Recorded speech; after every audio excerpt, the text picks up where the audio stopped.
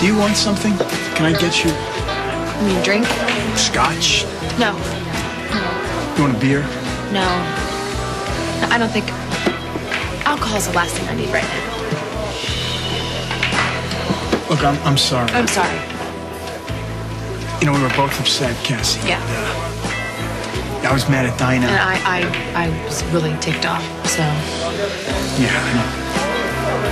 You know, sometimes... What? Things happen. Yeah. So... Things do happen. Things do happen. And that kiss, I don't think that really meant anything. Really. Didn't. No. It couldn't have, man. No, I don't see how it could have. Yeah. I can't do this. I can't do this. You can't do what? No, I can't lie and then tell someone else not to lie. What are you lying about? About what I said to you before. What did you say to me before? I said your husband was a drug dealer and that's why you got into this mess and I wasn't telling the truth. I wanted to kiss you. I meant to kiss you. I wanted to do that for a long time.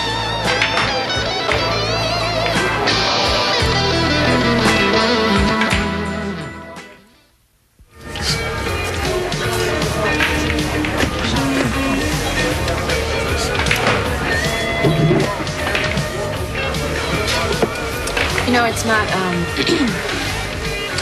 not kosher for an engaged man to be kissing another. I'm very aware of that, Cassie, but thank you. In case you haven't noticed, Dinah and I have been having problems, and telling the truth has been one of them. That's too bad. So like I said, I can't tell Dinah not to lie and then lie to myself and then lie to you. It just wouldn't be right. This is really hard and I am dying here. I like you. I like you a lot. And I am very attracted to you. It's not like I'm coming on to you or anything like that. I don't go from one woman to another. I'm not like that. In fact, you know, Dinah called me on this. She said I was having feelings for you, and I denied it. I think she was right.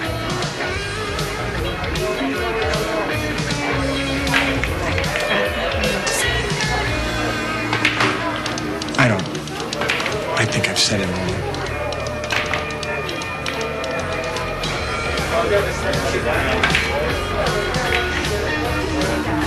What? Say something. It's just my timing. It's impeccable as usual. What do you mean? Would you like to know why I'm back in Springfield?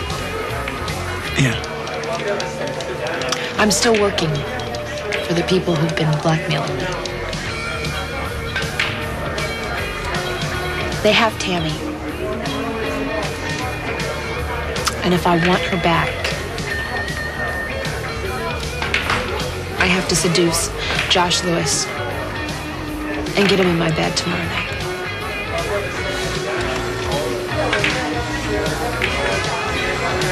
Thanks for coming early. It's nice to meet you both, and I'll see you tomorrow, okay? Excuse me. He's not fun, isn't he? Okay. Dinah Marler's your source on this, right? And I know that I should know better than to believe anything she says, but the problem is that I've been having trouble with this Cassie thing to begin with, and I've been very upfront with her about the fact that she's holding something back from me. Maybe this is it. Maybe so. Good night. Take care now. Bye-bye. You know what, though? Think of it this way.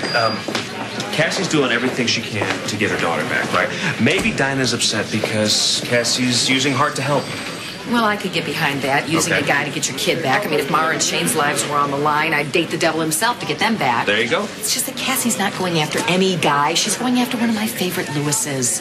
And I don't care how sympathetic I am for what she's going through right now. I won't allow Billy to be hurt in all this. I don't want Billy to get hurt Well, either, you Rita. know how touchy he gets when I interfere in things. Like Mount So St. it's going to have Helens. to be up to you. Up to me? Why is it If what Dinah is saying is true, then you're going to have to protect him. How?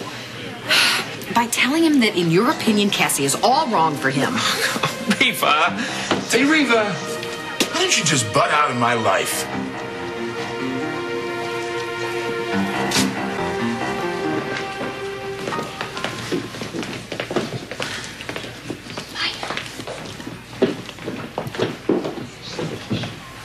What kind of a man are you?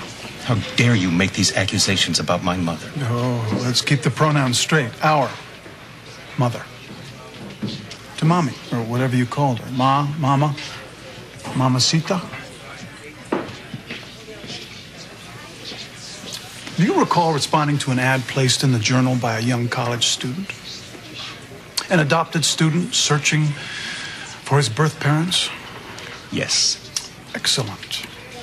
A bright young attorney, Ross Marler, came to the aid of said student to help him in his search. Funny thing was, after only a few days, the young attorney had to tell the student that his search had hit a dead end. My birth mother was an indigent teenager. I remember you used that word, indigent. The teenager had died. And as for my father, surprise, surprise, not a trace. What's your point? Isn't that what you told me? Answer the question. Yes. The young college student was devastated. He didn't want to go back to school, but the young attorney stepped in to the rescue, put a fat wad of cash in my pocket, and sent me right back to school. After graduation, he magnanimously put me through law school. What a guy. A prince. How many people would come to the aid of a complete stranger like that? Are you finished? No. What I can't figure out is, why wasn't I ever allowed to come back to town to visit my benefactor? There was always an excuse, a reason. So it came down to letters, phone calls. How much longer is this going to take? Not long. Bear with me, please. After law school, an offer came through from one of the most prestigious law firms in New York.